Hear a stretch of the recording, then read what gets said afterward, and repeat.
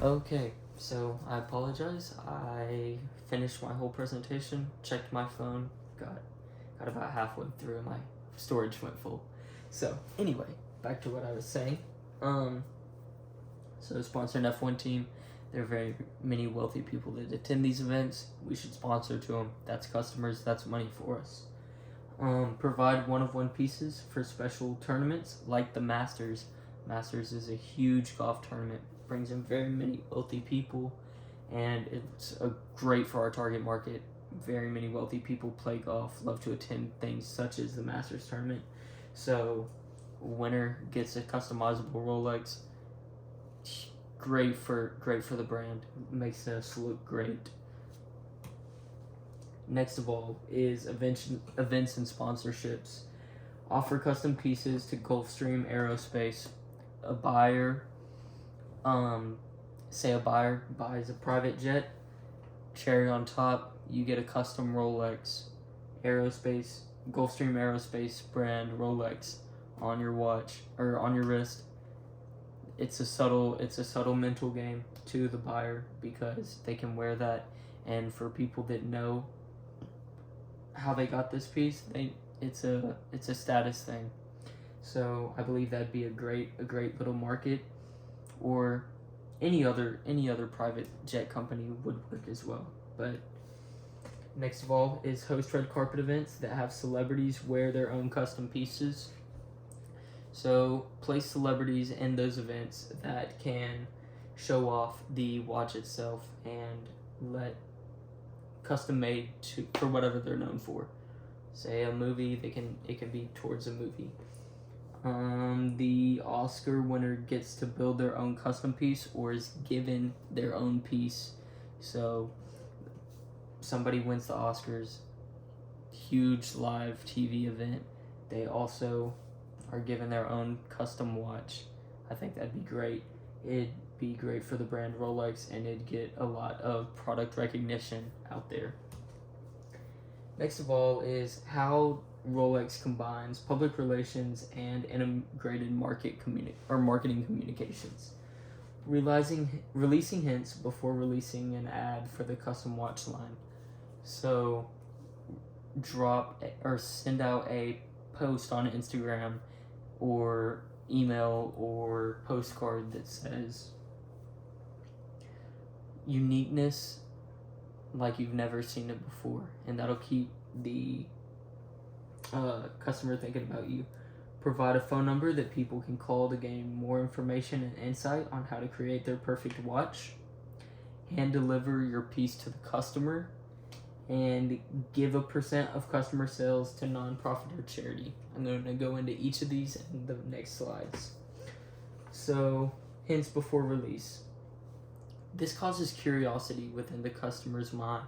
They're thinking, I wonder what they're going to release. Is it going to be a few limited pieces? What's going on? It's going to keep the customer thinking about what you want, which is also what the second point says. Mentally, once the customer wants it more, they want to know what you're offering, what you're selling. Next is brings more attention to the initial release.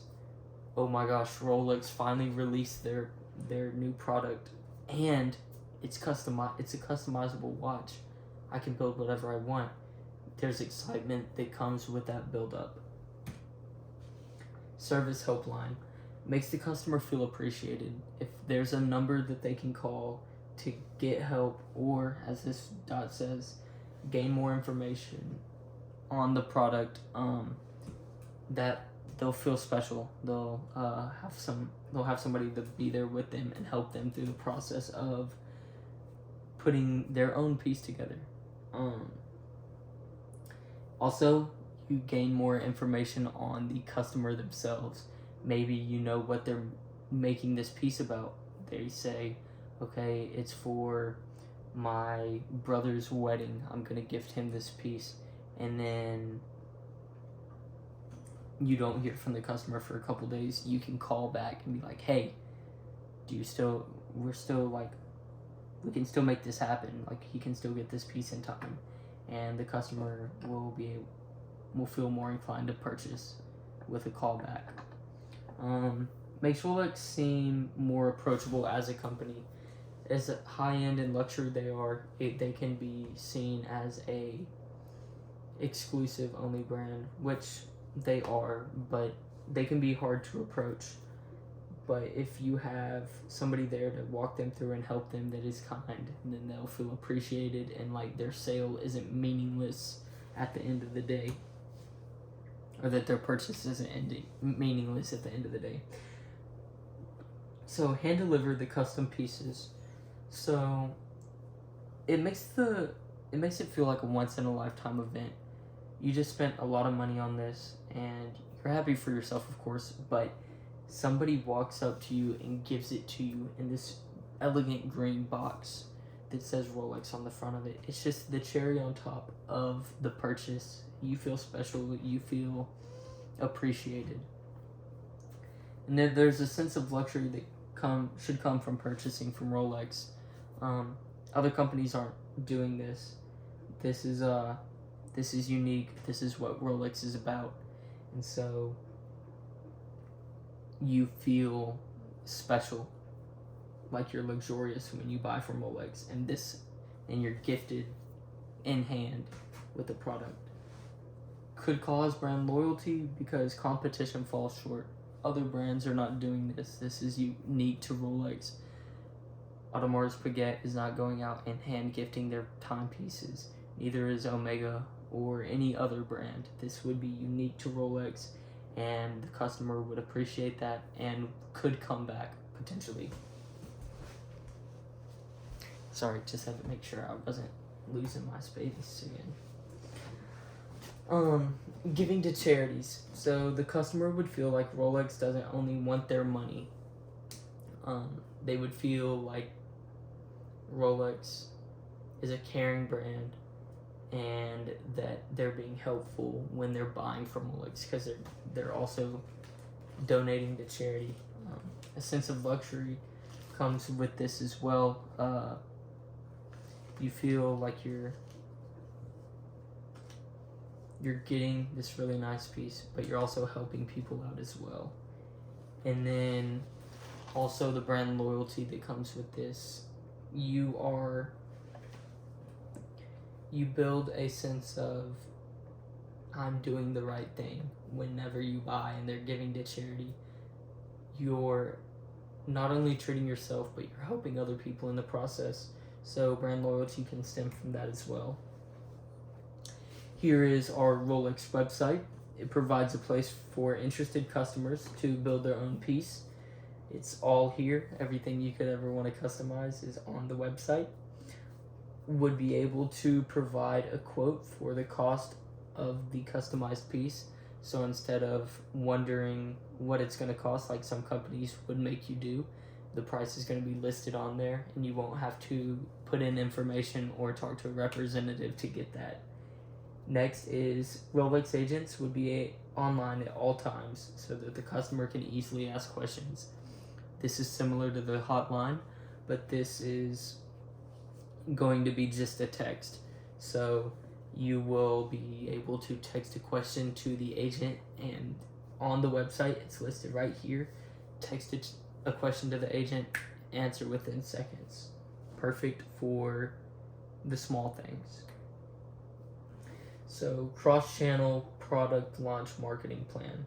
Using email to reach past customers, providing sales people at luxurious events, and sponsoring events and giving the winners their own timepiece. Using email to reach out to past customers. The initial benefit, you're helping the frequent buyers feel more special. They're getting first pick at what you're selling, and it won't take them as long to get it in hand. If you're first to order, you're first to get it. Next is long-term benefits. So first-time buyers, of course, are going to have to wait longer than the frequent buyers.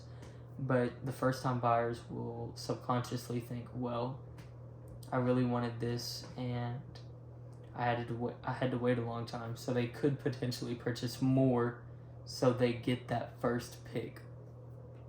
I understand that's a very exclusive market we're talking about, but true nonetheless. Next of all is placing sales representatives at events. This gives the customer someone to actually help guide them in the purchase phase. They're not having to just thumb through a website and put it together in their own head. They have a customer, or they have a sales representative there helping them through the process. Next is the representative can help persuade the potential customer into actually purchasing the piece. This makes it a lot easier to, a sales representative is making a sale easier than a website by itself. The customer is not going to just buy from the website as easily as they can be manipulated by the sales representative. The sales representative can say, hey, this matches really well with your earrings, or with your dress, or with your hair, or whatever the case may be. The sales representative can help persuade them into purchasing. And then customer relations as well. Talking to a sales representative to the customer, that'll help both the sales rep gain more information on the customer, but the customer will also build a relationship with what their face of Rolex will be, because the sales representative is the face of Rolex to this potential customer. So building those good relationships will help the brand convey like a good image to the customer. Next is sponsoring events and gifting the winner. This is my ideal piece.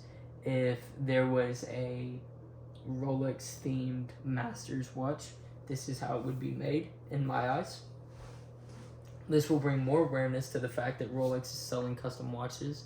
People that didn't previously know that, they'll see a watch being given to the winner of the Masters or the winner of the F1, and they will see, it'll bring more brand awareness and product awareness to this exact product line. Next, causes more brand recognition, because the people who just want to watch the event, this is people that they don't care about Rolex, and they don't care if there's any new pieces come out, but they're watching the event, and then they see something they like. Oh wait, Rolex is releasing a new special product. It's a customizable piece. I can make it my own, and they could become interested through that. So product launch marketing budget, what I listed is to use return on investment, because I believe that investing into advertising first is how you should make your money, because you're not going to make sales without advertising for the most part. So I'm using the next couple things I'll go over: the current budget, market expansion, and total cost. The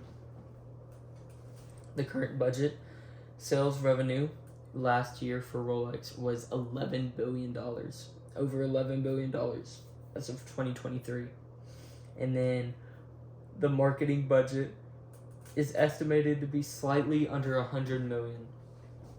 This number fascinates me because they're selling so much product and making so much money, but yet they are only spending $100 million on advertising. They have a lot more of money they could put in, and they just choose not to, which is perplexing to me. Market expansion. So they are entering a new market with these pieces. They're going into the customizable watch, customizable jewelry product line, and it's going to cost them a lot of money. They're going to have to promote extra to make the impact larger. Like I said, just moving into this market, so they are not established yet. Even though they're established as a brand, they're new to this market, so they're going to need to promote a lot, so people will associate customizable watch to Rolex. And then we'll have to adjust the manufacturing budget. This is going to cost a lot more. There's going to be more hands, like more people putting it together. They're going to have to be more workers, potentially new factories, all sorts of things like that. So the manufacturing budget is just going to have to go up due to the market expansion. And then additional 24 million to the marketing budget is what I believe would cost, this whole movement, besides actually making the project. So this is just for advertising, let me say that. So celebrity endorsements. Chris Hemsworth contract would cost roughly $5 million. Hosting red carpet events, it's $400,000 per event. So that's including catering, drinks, valet, etc. Anything you can think of. And we would do 5 events each year for a total of $2 million. Conducting market research, this would cost $500,000 because the ad agency themselves will mostly take care of this, but for anything extra, I believe it'd cost about $500,000. Partnering with companies, if you want to partner with Apple, Samsung, Microsoft, anybody, instead of just going to them and trying to sell to them, if you want them to actually promote your product, I believe this would cost about $10 million to get to the people you really want to get to and to the brands themselves. So sponsoring an F1 team, this would cost a total of $5 million. And then marketing to current customers, so this is just reaching out to the people that have previously bought from you. And I believe this would cost $1 million with salaries and research. Salaries for the sales representatives and the people doing the research, of course. So there's still 500,000 additional in my budget. I would say this would be allocated to overhead or just any unforeseen costs.